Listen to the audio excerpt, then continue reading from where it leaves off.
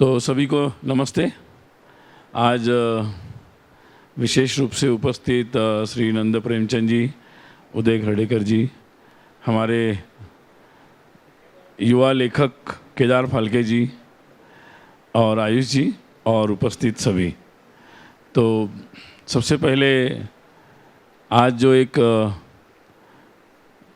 ये हमारा विशेष पुस्तक शिवाजी महाराज और मराठा इतिहास के बारे में आज प्रकाशित हुआ है, उसके लिए सभी को बहुत बधाई। और ख़ासकर मैं अपने केदार फाल्के जी को विशेषकर धन्यवाद ही देना चाहूँगा आप सबकी तरफ से कि उन्होंने ये एक बहुत ऐतिहासिक कार्य हाथ में लिया और उसको मैं पूरा किया ऐसे नहीं कहूँगा, क्योंकि वो लगातार लिख रहे हैं, अभी बहुत कुछ लिखना बाकी है। तो उनकी प्रतिभा और उनके विचार से हम परिचित हुए ही है और मैं उनको कह रहा था कि वास्तव में आज आप ही को बताना था पूरा, बाकी हम तो शुभकामना देने के लिए उपस्थित हैं। तो कहते हैं कि इतिहास को कोई कितना भी दबा सके, लेकिन अगर समाज में सुप्त रूप से क्यों न हो, अगर ये साधना चलती रहे कि नहीं, ये हमारे लिए गर्व की बात है, तो समय बीतता है ऐसे लगता है कि अब भूल गए होंगे सब, फिर उसी समाज से लोग खड़े हो जाते हैं और उससे भी अधिक प्रखर भाव से उस इतिहास को कहने के लिए आगे आते हैं।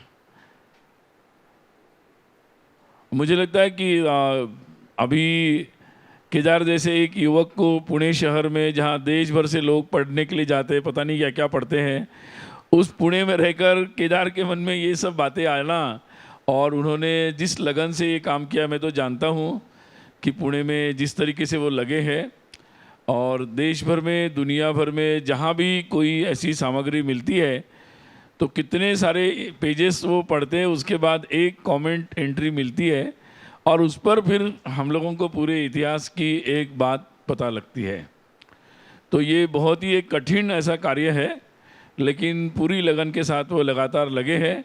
मेरी उनको बहुत शुभकामना है कि वो स्वस्थ रहे और बिल्कुल स्वस्थ रहकर ये कार्य को आगे बढ़ाए। ये एक पीढ़ी के लिए नहीं, पीढ़ियों के लिए ये काम हो रहा है। देश जानना चाहता है कि हमारा सही इतिहास क्या है, क्योंकि हमारे देश के इतिहास की ओर अगर हम देखेंगे तो बहुत गौरवपूर्ण इतिहास है, हजारों वर्षों की परंपरा अपने पास है। परंतु बीच के समय में इस तरीके से हमारे देश के इतिहास को इस तरीके से प्रस्तुत किया गया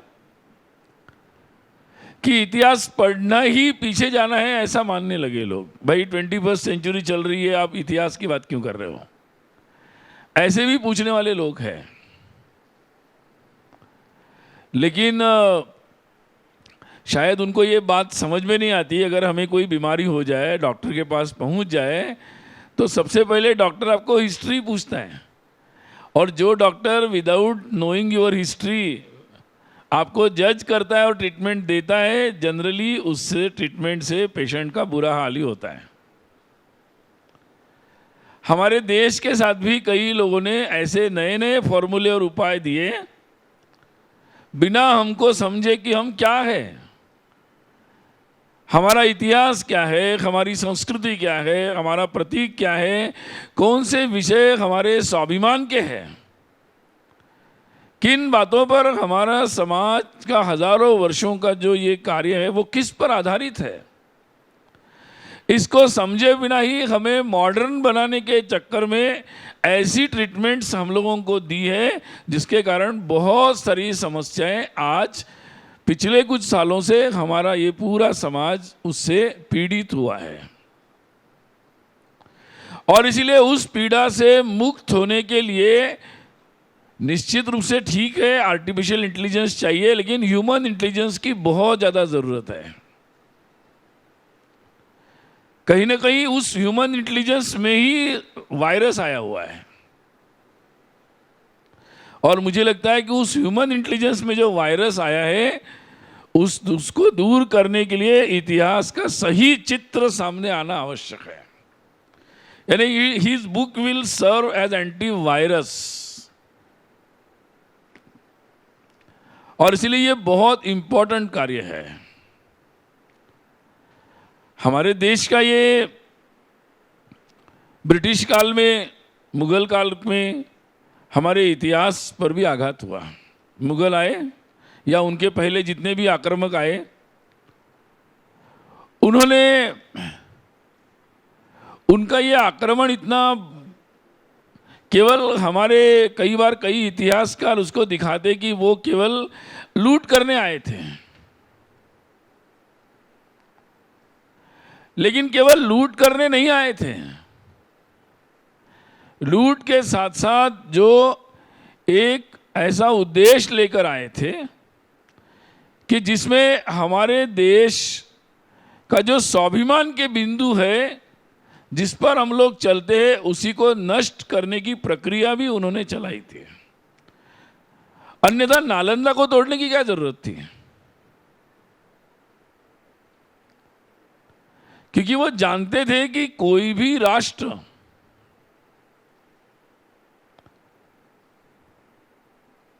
जब तक वो अपने पूर्वज, अपने संस्कृति और इतिहास के प्रति गर्व का भाव रखता है, तब तक वो फिर से उठता है, बार बार खड़ा होता है। और इसीलिए ये उसके स्वाभिमान के चिन्ह अगर समाप्त हो गए और उसके अंदर की वो ऊर्जा समाप्त हो गई, तो वो समाज गुलाम बन जाता है, केवल पॉलिटिकली नहीं, पूरी तरह से। परंतु शायद आक्रामक जानते नहीं थे कि हम मूर्ति की पूजा करने वाले ये भी जानते थे कि मूर्ति तोड़ने से भगवान नष्ट नहीं होता है, हम तो आदमी का नष्ट होने से भी आत्मा नष्ट नहीं होती, ऐसे मानने वाले लोग हैं। वो शायद भूल गए, समझ नहीं पाए कि हम किन बातों पर चलते हैं, किन मान्यताओं पर हम लोग चलते हैं। और इसी कारण से उन्होंने इस तरीके से हमारे बहुत सारे ऐसे स्वाभिमान बिंदुओं को तोड़ने का लगातार एक अभियान चलाया। और ये बात कल्पना नहीं है, इसके बहुत सारे तथ्य मिले हैं। अलग अलग प्रकार के जो यात्री आए उन्होंने लिखा है, स्वयं जो आक्रामक थे उन्होंने अपने डायरीज में लिखा है। केदार जी की और भी अन्य पुस्तकें है, उसमें इसका पूरा वर्णन है। मतलब और भी लोगों ने लिखा है। केदार जी ने अभी नई पुस्तक जो आ रही है उसमें इसका और वर्णन है। तो बहुत सारे इस तरीके के आक्रमण हुए और एक तरीके से ब्रिटिश काल आने के बाद उन्होंने भी इसी बात को आगे बढ़ाया। अगर हम धर्म को मानते हैं, उसके बारे में गलत बताया, हमारे राजाओं के बारे में गलत बताया। ब्रिटेन ने तो अपनी महारानी रखी है, अभी महाराजा, लेकिन ये स्थापित करने का प्रयास किया कि हमारे यहाँ जितने भी राजा थे वो सब खराब थे। ठीक है, कुछ अपवाद रहे होंगे, परंतु सामान्यतः यहाँ पर जो राजा की परंपरा थी वो पश्चिम या दूसरे देशों की तरह तानाशाही की परंपरा नहीं थी, एकाधिकार की परंपरा नहीं थी, बहुत सारा डेमोक्रेटिक सेटअप था। शिवाजी ने फिर से उसकी पुनर्स्थापना की अष्टप्रधान मंडल बनाकर। चाणक्य कहते हैं कि ये मंत्रिमंडल जो बनता है वो राजा की सेवा करने के लिए नहीं है, राजा कुछ गलत कर रहा है उसको रोकने के लिए है। और उसी को पुनर्स्थापित शिवाजी ने अपने समय में किया है, एक राजा का ऐसा स्वरूप। और इसीलिए आप लोग अनुभव कर सकते हैं कि अगर राजा इतने खराब होते हमारे, तो स्वाधीनता के पश्चात इतने वर्ष हो गए, फिर भी जहाँ जहाँ ऐसे कोई राजा थे वहाँ के जनता अभी भी उनको प्यार देती है, नए लोकतांत्रिक तंत्र में भी प्यार देती है। पीढ़ियाँ बदल गई। अगर इतना खराब होता तो ये एक गलत इतिहास बताया गया कि भाई सारे खराब थे। और इसलिए ये बात सिस्टमैटिकली समाज के सामने रखी गई कि आप अपने राजाओं के बारे में बिल्कुल स्वाभिमान मत करो, आपकी शिक्षा के बारे में स्वाभिमान मत करो। अगर बख्तियार खिलजी ने तोड़ दी तो आप नालंदा को भूल जाओ। और स्वाधीनता के पश्चात भी उस बख्तियार के नाम पर स्टेशन भी चलता रहा, स्थान का नाम भी चलता रहा। अभी अभी नई किताब आई है कि बख्तियार खिलजी को, जो असम में पृथु राजा था, उसने उसको पराभूत किया था। अब ये इतिहास में हम लोगों को मालूम नहीं था। बहुत सारे ऐसे तथ्य हैं जिनको जानना अत्यंत आवश्यक है। और इसलिए आज हमारा ये दुर्भाग्य था कि ब्रिटिश समय में उन्होंने बहुत सिस्टमेटिकली इन बातों को गलत तरीके से प्रस्तुत किया, परंतु उस शिक्षा से निकलने के बाद लास्ट इतने सारे वर्षों में बहुत सारी ऐसी तथ्य बिगाड़ कर, कई सारे तथ्यों को तोड़ मरोड़ कर प्रस्तुत करते हुए, और कई जगह तो बहुत सारा झूठ के आधार पर ही सारा इतिहास प्रस्तुत करने का प्रयास किया, और वो चलता रहा। अब वास्तव में देश में आवाज़ उठ रही है और लोग सही इतिहास जानने के लिए उत्सुक है और समझने का प्रयास कर रहे। उस समय ऐसे प्रयास बहुत सारा सराहनीय है।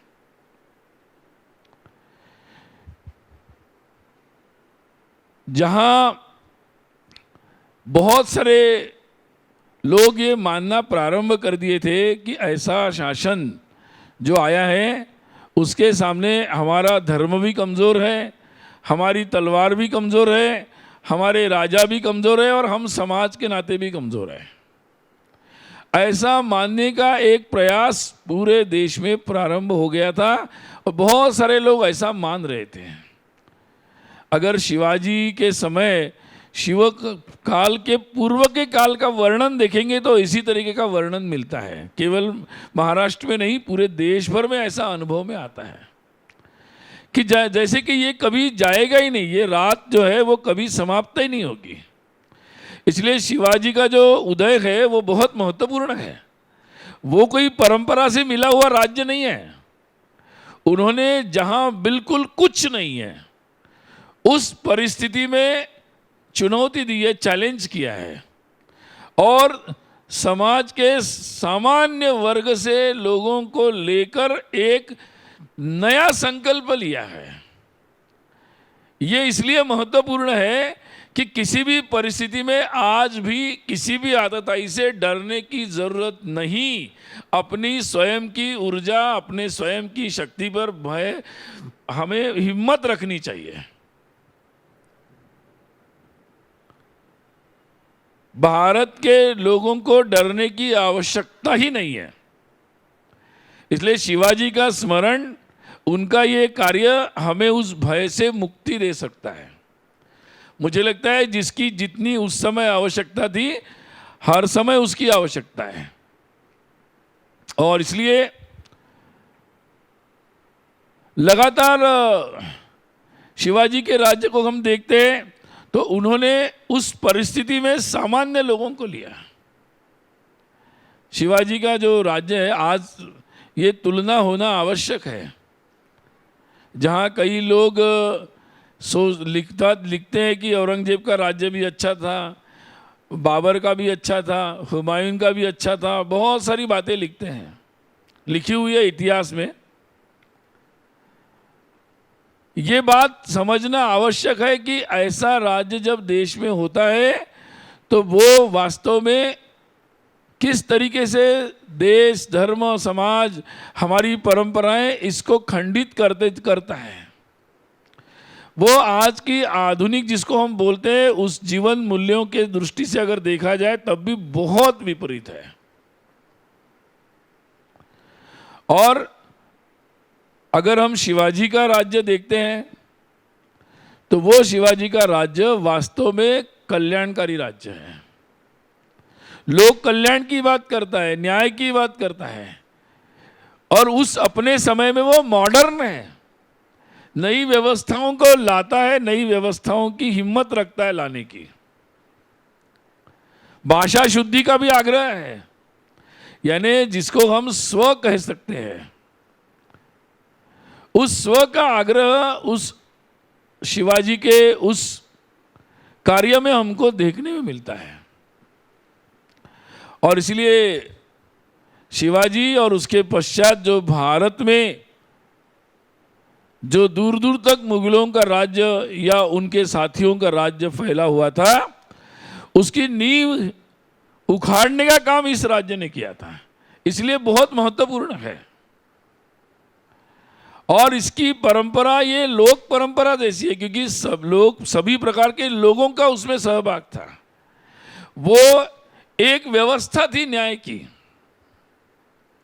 और इसलिए आज के आधुनिक समय में भी शिवाजी के और बाद में मराठाओं का जो राज्य था, उससे बहुत कुछ बातें सीखने लायक है।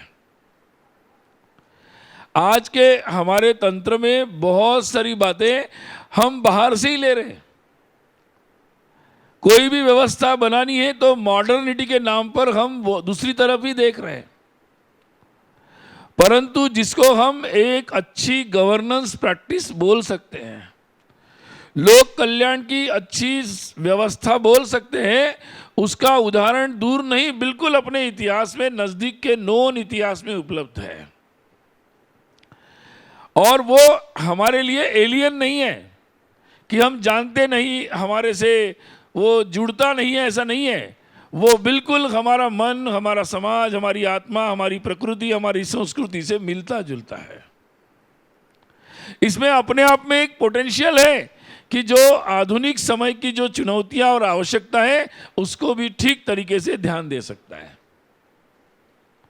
और इसीलिए ये इतिहास का ज्ञान जो है वो हमारे आज की पीढ़ी और आने वाली पीढ़ियों की आंखें खोलने की शक्ति रखता है, ताकि वो दूसरों की तरफ नहीं देखे, अपने खुद के पैरों पर अपनी नई व्यवस्थाओं को जन्म दे सकते हैं, जिसको हम हमारे इनोवेटिव न्यू मॉडल्स डेवलप कर सकते हैं, जो दुनिया उससे सीख सकती है।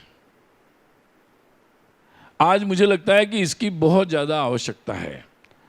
जब भारत आगे बढ़ रहा है, पूरे देश में एक ऐसा मंथन चल रहा है कि अब हम अपने आधार पर एक मजबूत ऐसे राष्ट्र का निर्माण करने जा रहे हैं।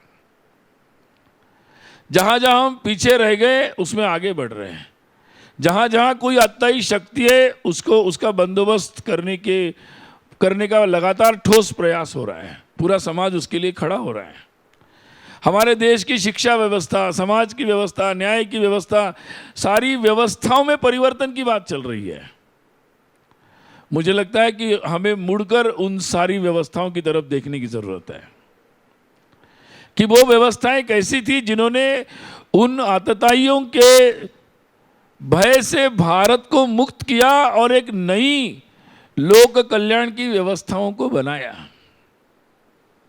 उनका पराक्रम, उनका शौर्य, उनका विजन, कई लोगों को लगता है कि हमारे देश के लोगों को वर्ल्ड विजन नहीं था। आप शिवाजी के राज्य में अनुभव कर सकते हैं, वो समझ गए थे कि आने वाले नए आक्रमण जो होगा, मुगलों का तो समाप्त हो गया, ये हम लड़ लेंगे इनसे अब, लेकिन जो नए आक्रमणकारी आ रहे हैं वो शायद समुद्र से आ सकते हैं। और इसीलिए उन्होंने आधुनिक समय में, पुराने समय में व्यापार करने के लिए बहुत सारी हमारी समुद्री व्यवस्था थी, परंतु एक सशस्त्र तरीके से नए समुद्री मार्ग से आने वाले जो आक्रामक है, उनके साथ लड़ने के लिए नई व्यवस्था होनी चाहिए, इसकी उन्होंने शुरुआत की। इसलिए आज जब नेवी के ध्वज को बदलकर उस पर नए एम्बलम की बात हुई, तो निश्चित रूप से उस समय शिवाजी के उन पहल को याद करना पड़ा। और मुझे लगता है कि उसके चिन्ह से हम लोगों को सबको प्रेरणा मिलेगी कि भारत की जो नेवी है पूरी दुनिया में सबसे मजबूत, और जैसे शिवाजी महाराज थे और मराठा साम्राज्य था कि जो सज्जन है उनकी रक्षा होगी और दुर्जन है उनका ध्वंस होगा।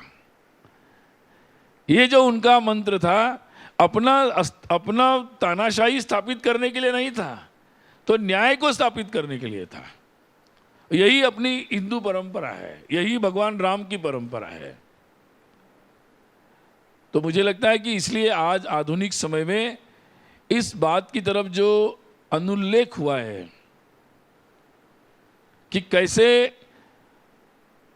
एक ऐसा समाज में ऐसा राज्य स्थापित किया जा सकता है और जिसका एक लंबा समय रहा, जिसने ऐसी एक मजबूत ताकत को तोड़ दिया। मुझे लगता है ये इतिहास का ज्ञान जितना लोगों को होगा उतना हमारे नई पीढ़ी में उसके आत्मविश्वास का जागरण होगा। मुझे निश्चित विश्वास है कि केदार जी जो लिख रहे हैं उससे बहुत सारे नए प्रकार के लोग भी प्रेरणा लेंगे। इस पर हम हैदराबाद में बैठे, आजकल यहाँ बड़ी बड़ी फिल्में आ रही है। मुझे विश्वास है कि इनकी जो कथाएं लिख रहे हैं उस आधार पर ऐसी बातें भी सामने आएगी जिससे सामान्य लोगों को भी सीधे तौर पर इस बात को समझने का मौका मिलेगा। क्योंकि तथ्य अगर उपलब्ध हैं तो बहुत सारे लोग हिम्मत करते हैं कि इन कथाओं को लोकप्रिय बनाकर लोगों के सामने ले जाने के लिए। इस दृष्टि से ये विषय भी बहुत महत्वपूर्ण है। देश में शिक्षा के क्षेत्र में भी बदलाव हो रहा है। मातृभाषा का आग्रह बढ़ता जा रहा है। नई शिक्षा नीति में इसका आग्रह रखा गया है। अभी मतलब केदार जी तो जिक्र बहुत सारे शब्दों को हटा रहे थे, फिर मुझे स्मरण हुआ, अच्छा हुआ वार्ता शब्द स्मरण में आ गया। तो बहुत सारे ऐसे प्रयास अभी चल रहे हैं कि जिनके द्वारा बहुत सारे विद्वान लगे हुए हैं कि कैसे हम विज्ञान के क्षेत्र में, जीवन के हर क्षेत्र में नए शब्दों को ला सके जो बिल्कुल हमारी सोच, हमारा विचार, हमारा चिंतन मंथन उससे जुड़ते हो। और आज हमारी भाषा की जो क्षमता है कि जो आधुनिक से आधुनिक बातों को भी व्यक्त कर सकती हो, तो वो बात आज भी उतनी ही महत्वपूर्ण है जिसका प्रयास शिवाजी और मराठा साम्राज्य में हुआ था। आज मुझे लगता है कि ऐसे कई सारे पहलू हैं। आज भी हमारी सीमाओं पर दूर से या बिल्कुल सीमाओं से या बहुत दूर से कई सारे लोग इस तरीके के प्रयास करते हैं। मुझे लगता है कि जियो स्ट्रैटेजी जो उन्होंने अपनाई थी वो मुझे लगता है आज ये सब्जेक्ट ऐसा है कि इसको हर विद्यार्थी को इसको समझाना आवश्यक है। क्योंकि हमारा देश अब इस स्थिति में है कि हमको दुनिया के सामने एक मजबूत देश, लेकिन जिसके पास एक संस्कार भी होगा, जैसे शिवाजी महाराज के पास था, कि जिसमें ताकत थी, लेकिन ताकत थी महिलाओं का सम्मान करने के लिए, ताकत थी जो सज्जन है उनकी रक्षा करने के लिए और आतताई को नष्ट करने के लिए। तो ऐसी ताकत का प्रतीक कैसे होता है आधुनिक समय में शिवाजी और मराठा साम्राज्य था। इसलिए आज उस बात को प्रस्तुत करना आवश्यक है। उस बात की एक बात और विशेष है कि आज कई सारे लोग समाज में जाति जाति के नाम पर अलग अलग प्रकार की बातों को प्रस्तुत करने का प्रयास कर रहे हैं, परंतु वो वास्तव में भारत का चरित्र नहीं है। भारत का चरित्र है कि जैसे शिवाजी महाराज ने समाज के हर जाति को उनके राज्य में महत्वपूर्ण स्थान था, और वो कहते थे कि ये मेरा राज्य नहीं है, ये सब प्रजा जो है सारे लोगों का राज्य है। यानी रियल सेंस ऑफ डेमोक्रेसी उसमें था। और इसलिए आज के समय में जहाँ कई सारे नेतागण और कई सारे लोग इसी विभाजनकारी नीति को लेकर अपनी बात को आगे बढ़ाने का प्रयास कर रहे, उस समय शिवाजी और उसके उस राज्य का स्मरण आवश्यक है कि हमारी मजबूती हमारी एकता में है। हम सब एक आने में हमारी मजबूती है। ये बात बहुत ठोस तरीके से समाज के सामने आवश्यक है, क्योंकि आज पार्टिसिपेटरी बात होना आवश्यक है। जो ये कई बार लोगों को ऐसा अनुभव दिलाने का प्रयास होता है कि आपका इसमें सहभाग नहीं, आपका ये नहीं है। तो ऐसे शासन की व्यवस्था आवश्यक है कि जिसमें सब लोगों को लगे कि ये हमारा शासन है, इसमें हम लोगों का भी सहभाग है। और इस दृष्टि से मुझे लगता है कि कई लोग कहते हैं कि 21वीं सेंचुरी है, आप इतिहास की बात क्यों कर रहे हैं। मैं कहता हूं कि we don't have to live in the history, but definitely we can learn from the history, we can learn from the history. और इसलिए इतिहास से सीखने की आवश्यकता है।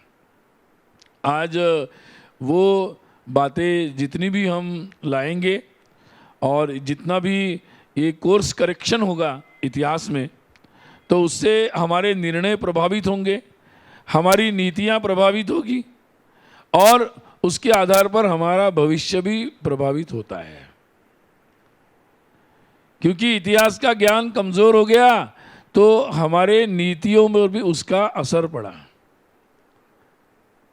इसलिए अंतर्राष्ट्रीय संबंधों पर भी असर पड़ा, हमारी योजनाओं पर भी असर पड़ा, हमारी प्रशासन की व्यवस्थाएं भी ऐसी बनी कि जो मिक्स है, न्याय की व्यवस्था भी सेंट्रलाइज बन गई है।